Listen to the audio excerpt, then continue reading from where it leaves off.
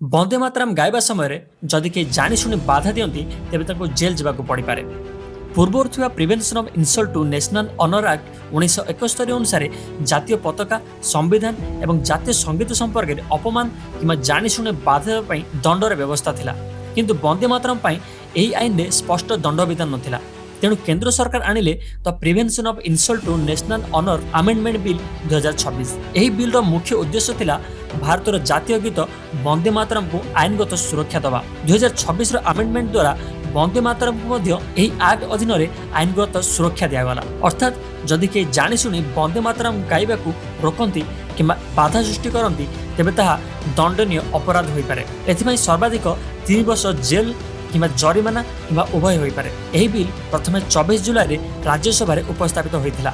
ପରେ 29 ଜୁଲାଇରେ ରାଜ୍ୟସଭା ଏବଂ 30 ଜୁଲାଇରେ ଲୋକସଭା ଏହାକୁ ପାସ୍ କରିଥିଲା। ପରେ ରାଷ୍ଟ୍ରପତି ଦ୍ରୌପଦୀ ମୁର୍ମୁଙ୍କ ସମ୍ମତି ପରେ ଏହା ଏକ ଆଇନରେ ପରିଣତ ହୋଇଛି। ତେବେ ଏଠାରେ ଗୋଟେ କଥା ମନେ ରଖିବା ଦରକାର, ବନ୍ଦେ ମାତରମ୍ ହେଉଛି ଭାରତର ଜାତୀୟ ଗୀତ, ଯେତେବେଳେ କି ଜନଗଣ ମନ ହେଉଛି ଭାରତର ଜାତୀୟ ସଙ୍ଗୀତ।